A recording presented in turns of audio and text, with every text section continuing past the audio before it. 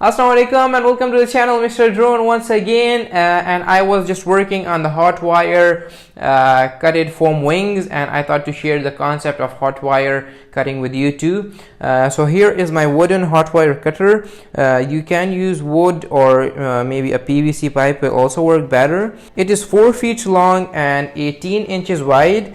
This wooden piece is 1 inch by 1 inch thick. And the length of the Hotwire cutter may vary in your case, because I just wanted to have more space to work with. So if you have to cut like shorter wingspans of the wings, so you may keep it shorter. Otherwise, I just wanted to 4 feet long, like it was a good option. As a heating element, I use nichrome wire. It is a high resistance wire, and you can find it in any Home Depot or hardware store. So at one end I'm using the nichrome wire, which is mounted to both the ends of these hooks, which is stiff, because on the other hand there is a spring which keeps this nichrome wire stiff. The spring keeps the nichrome wire stiff, and this chain is acting as an extension, because the spring was not long enough to just be mounted from one side to another side. So I'm using a chain as an extension. In your case it may be the same, because you can't find string long enough to go from one side to another side. So it is a good option to use a chain or a rope, something like that, which can just hold the spring. Another advantage of the spring is it keeps the nichrome wire stiff, because the nichrome wire expands as it heats up. So the spring absorbs its expansion, and you should use a spring in any case. Like if you change the design, so you should use a spring, maybe it is a smaller or larger, but you should use a spring, because the nichrome wire expands, and you should absorb its expansion by any method you want. As a power supply, I'm using this 12 volts power supply. You can use a LiPo battery or a car battery too, or maybe another power supply which may be from an old adapter or laptop charger.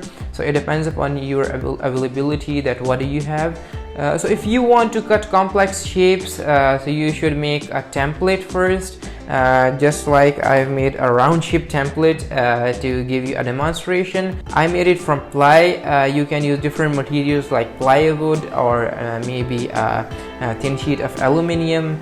So it depends upon you that what material you have. To cut the wings according to your airfoil choice, you should cut just the airfoil template like this as I've made.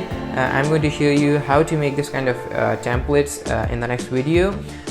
So let's see how I made this Hotwire cutter, and let's unscrew it. Okay, so I've unscrewed the frame. These are the side mounts. The dimensions of this one are 18 by 1.5 by 1. At this side I just made 2 holes, one for this bigger hook, which you can find it in any hardware store. I'm using this one because I can just adjust the tension of the nichrome wire moving these nuts. So this is a better option. And at the other side, for the chain and the spring, I'm using this kind of hooks. You can also find it in any hardware store. I also connect my wire to this side of the hook before putting on the nut, just like this.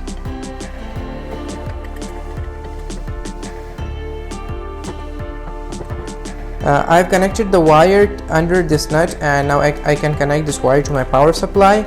On the middle I just made this hole for the longer piece, and beneath it I just made an opening for the nut, so that it can be just a little bit flat as I put the nut on.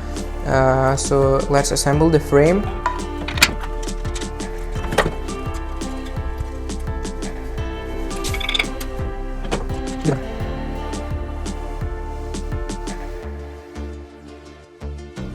So now I'm just going to tie this nichrome wire at this end.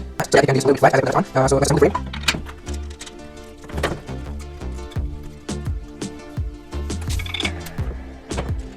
I just tied the nichrome wire at this side. So on the other side, now I'm just going to tie the spring.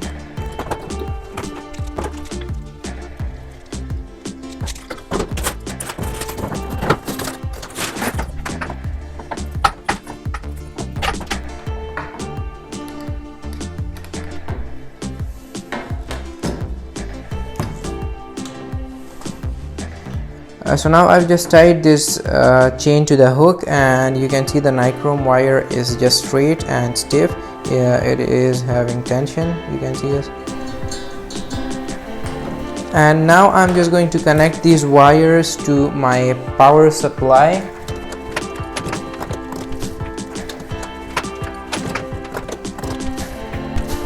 And turn on the power supply. So the wire is heating up, and I can show you the temperature using my multimeter.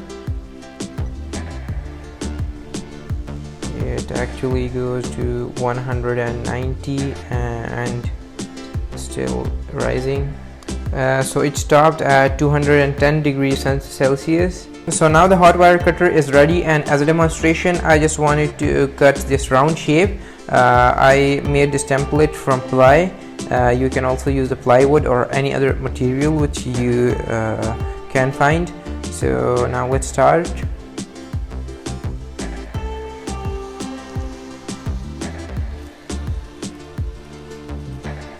Just like this, and you should go with a continuous speed, so you won't get the wrinkles kind of thing or the lines which will show the hot wire cutter lines. Just like this. Now you have got a smooth surface. So if you stop at one point and don't move continuously, then you will just have this kind of spaces.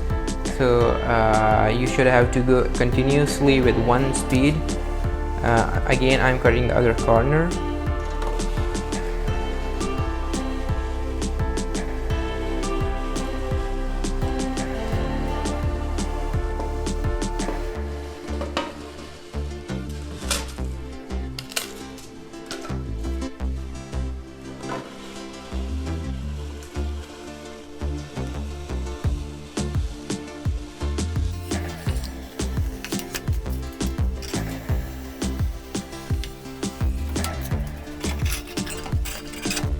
So lastly, I just got a finished surface of the thermopole sheet, and here you can see these kind of lines which are due to the discontinuous speed. Like if you go with a continuous speed and you don't stop, so you won't get this kind of lines. Otherwise, if you stop and like at one location, so then you may get this kind of spaces or lines.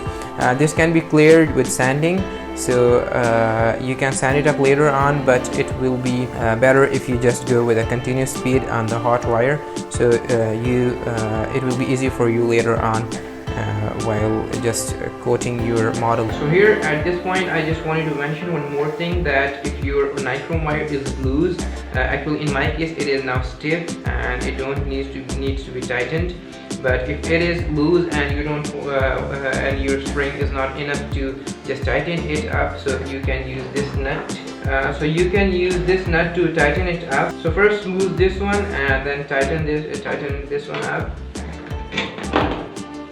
just like this, and then you can tighten this other side.